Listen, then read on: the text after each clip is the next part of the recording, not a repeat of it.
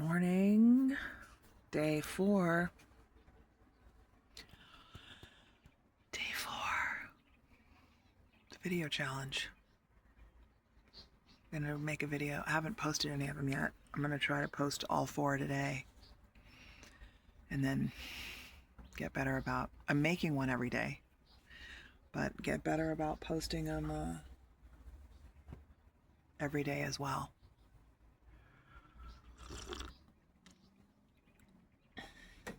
Six months and 7 days. Wait, 6 months and 7 days until I turn 60.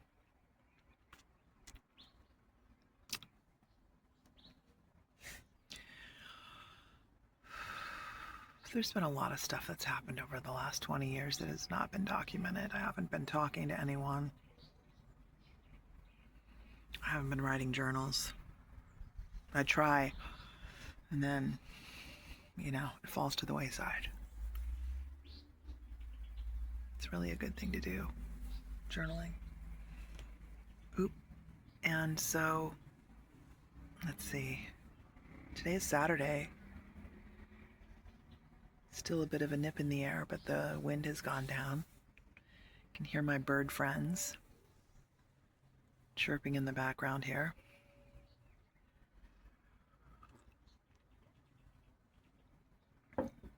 I was looking at one of the videos I made over the last couple of days. I noticed the birds just having such a conversation the whole time.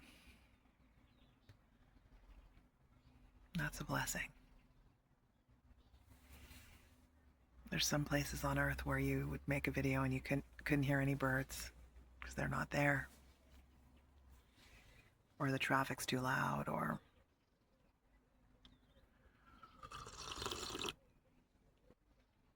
it's always Earl Grey.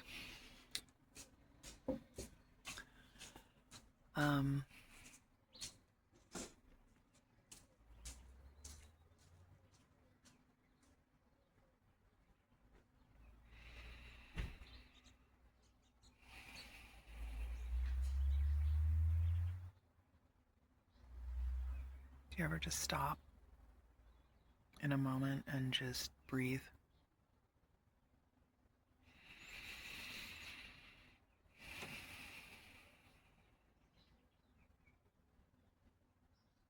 It's so hard to stay in the present moment.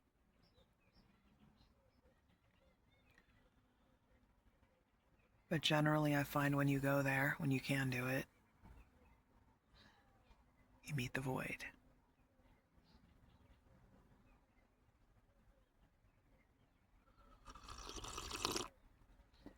And the void, it's where I feel peace. I don't know if it's real. Maybe it's an imaginary place. I really don't know. But I reach a place. I reach a place when I meditate, for sure.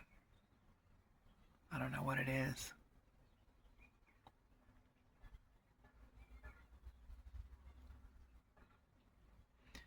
What's weird is it's totally indifferent. And at the same time, there's a paradox because it's love. Pure, total love. And I'm wondering how love can be indifferent. It's strange, but it is indifferent. Some people call that unconditional love, but I call it indifference.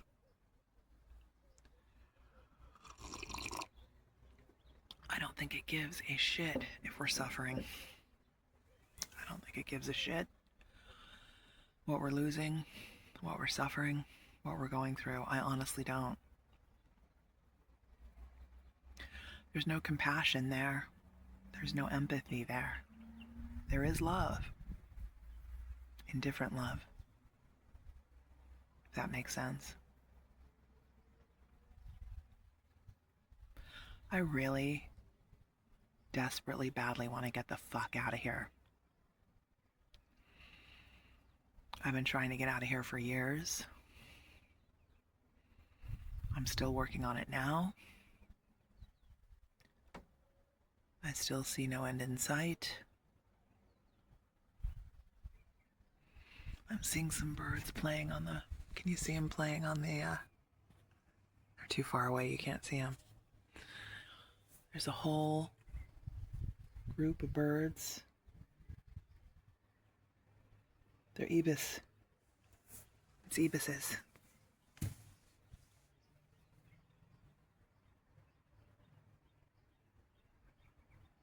I'm pretty sure they're ibises.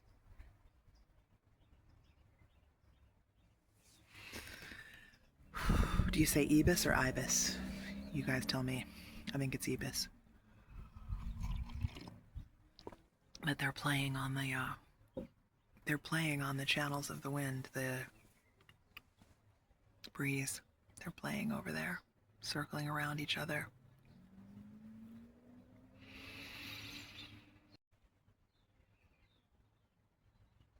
This is a Moto G Play that I got for free.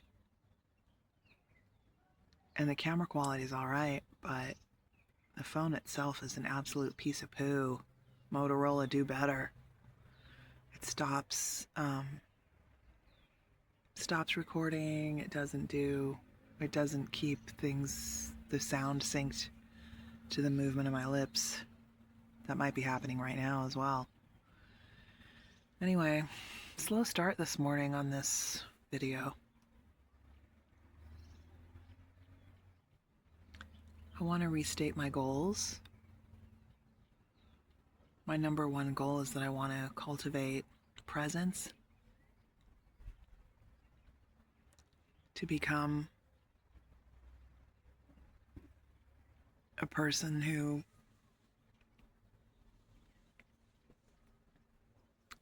imparts grace to others that come into my orbit, come into my proximity. I want to be that person who people feel seen, peace, well-being when they're around me. That's a lofty goal because I am a little salty bitch, and I have a resting bitch face, and I have PTSD.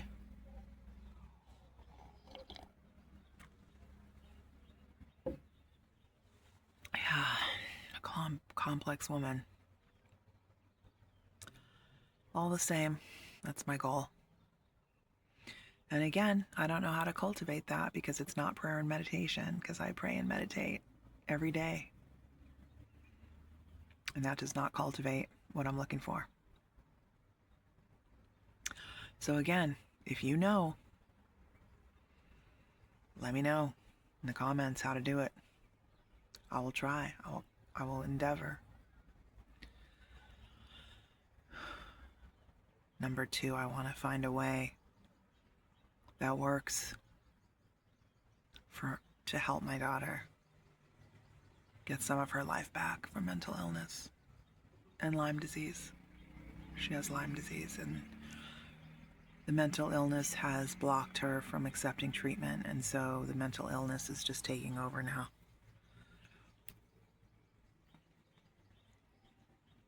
That's going to take divine instruction.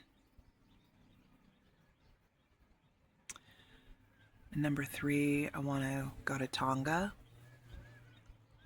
and swim with the humpback whales. And number 4, I want to relocate to Guerrero, Mexico, and set up my home on the beach and become a Mexican citizen. That's another goal of mine. My grandmother and mother, both Mexican, but my mother was only half Mexican. My grandmother's full Mexican. So apparently, thank you Motorola for cutting me off again. Apparently the grandmother connection is not strong enough to help me get citizenship. So I'm going to have to do it the gringo way. I said a second ago that it's going to take divine instruction. to find a way to help my daughter towards a path of healing. And I have a supernatural tale to tell about that. There's like, I don't know, 10 or so, 10 or 11, 12, maybe 12 tales from my first 50 years on Earth that are kind of crazy. Some of them are really supernatural. So here's a supernatural tale about divine instruction. So my daughter was diagnosed with autism when she was 2. And as some of you may know, autism comes with a whole host of comorbid things, health issues. As a matter of fact, I think the autism comes from that comorbid constellation of things that are going on in the child's body. But one of them for my daughter was a very intense candida overgrowth. Everybody has candida. There are many strains of candida. I bet you didn't know that. There's like 100 different strains. And but when it's overgrown, it really, well, your GI tract is in a constant state of inflammation. There's tons of diarrhea. It's painful. It also affects your nervous system. It's nasty when it's overgrown. Many autistic children have this. And we had tried everything. We'd been to every doctor, all the stool tests, all the antifungal medications. Every time I gave her a new antifungal prescription, the candida would mutate to a different strain. It can change itself into a different strain. So it went from the main candida, which I forget the name, and then it transformed into Candida dublinesis. And like she would just have, she was a baby. She was like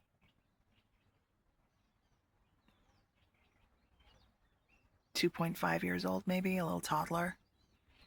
And she would just have buckets of diarrhea, hot, horrible, nasty diarrhea coming out. So much pain, so much GI tract disruption and inflammation. And it was really just ruining her life, man. It was so painful. Anyway, we went through it for like 6, 7, 8 months. Couldn't find a solution. Wouldn't abate it. Medicine wouldn't abate it. Allopathic medicine, the pharmaceuticals wasn't doing it. And it was really getting me down because she had all these other problems. You have autism and you're a baby. It's just a lot. And so one day, I used to go to this Korean spa on Olympic Boulevard. I forget what it's called. I'm sure it's still there because it was thriving. It was just packed all the time. But I used to go to the Korean spa and I would get scrubbed from head to toe. And then I would meditate. They had this huge, hot, heated jade floor. It was all made out of jade in the spa. So I went there to meditate quite often. And so I went there one morning and I said, I'm going to sit here and I'm going to meditate. I didn't know about the void back then. This is about 20 years ago. And I'm going to sit here and meditate until I get the answer. So I did have some kind of an idea that there was something out there that had the ability to give me an answer. And I did that. I think I sat there for about 12 hours. And then it was like 10 o'clock at night and the attendants came around and said, we're closing, you're going to have to go. And I didn't have an answer. So I remember I showered. I had wet hair. I remember my hair was long. I had really long hair and I had wet hair and I left the spa. And I stopped at the Whole Foods Market on Fairfax and 3rd. I think it's Fairfax and 3rd. On the way home. I was going to get some groceries on the way home. And I was standing in the Whole Foods in the whole body section, which actually abutted that whole area where the cashiers were located, so there were a lot of people there, like standing in line waiting to pay. Anyway, I was looking in the shelves, and I didn't know what I was looking for. I actually didn't know what I was looking for. It wasn't for me. It wasn't for her. I was just looking at stuff, just looking at different things in the Whole Foods whole body section there. I was looking, and all of a sudden I hear this voice behind my head. Very, very thick foreign accent, I would say Caribbean type accent, which I know is a stupid, I don't know. It's not a language. Caribbean's not a language, but it had that very thick Caribbean kind of feel to it. And deep, sonorous female voice. And she said, I know what you need for your daughter to clear her health problem. And I turn around, and there was this woman there. Very short afro, and that really deep, rich, dark brown. Bordering on black, actual black skin, but just like very dark chocolate. And she was about probably between 35 and 40-ish. Round face. And she said, and I was just like, okay. I just was like, okay, the scam is coming. You know, we're in West Hollywood late at night. This time it's almost midnight now. And I'm just looking at her. First of all, how does she know I have a daughter? And then I'm thinking, okay, don't take the bait. So I was just quiet. I just looked at her. And she said, I know you've been suffering for a long time and that your daughter needs a cure. And I just looked at her quietly.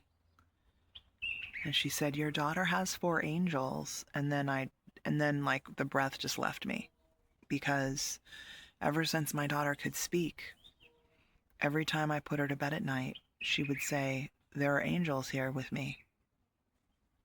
And she would say, there's 4 angels. There's boys and there's girls. I'm just saying what she said, okay? And every night when I would put her to bed, she would say, good night, angels.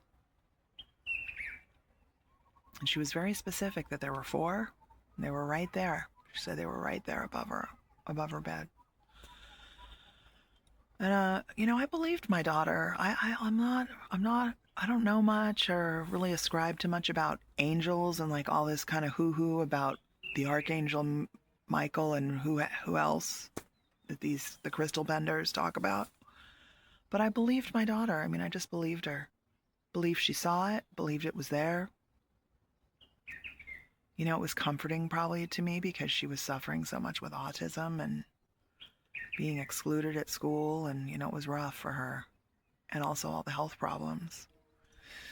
So anyway, the lady goes, your daughter has angels with her. She has 4 angels. And then she pointed over to the checkout line. Her husband was over there, and she said, I was over there getting ready to pay for our stuff. And she said, God told me to walk over here and speak to you. At the time, I was agnostic. Wasn't sure there was a God or not. It was probably more to the side of not, but not sure. And then she just reached right behind my head to the shelf that I had been looking at a moment earlier, and she pulled a box. It was called Candy Gone. And it was an herbal formulation to get rid of candida. And she said, give this to your daughter, give her double every day. And in 3 weeks, she will be well. There will be no more candida. And she just handed me the box. said nothing further, turned around, paid for her things, and walked out the door.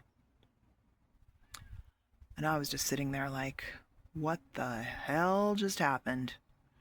There was absolutely no way it could have been a scam. There was absolutely no way it couldn't be real. Just no way to explain it away. So I bought like 6 boxes of the stuff, and I did what I was told. And my daughter never had a candida overgrowth again. Cured it.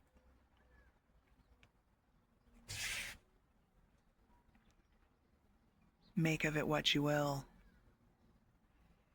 When I'm struggling, when I'm at rock bottom, I have a few more stories like that that'll come in the future, but I have another story with Jesse Boyd as well.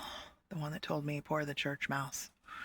Had a crazy supernatural experience with that guy too. Anyway, do you have any supernatural stories to share? Share them with me in the comments. It really happened.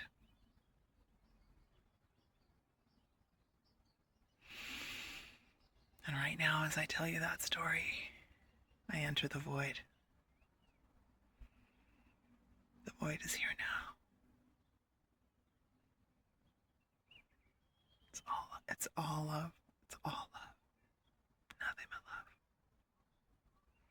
And I love you.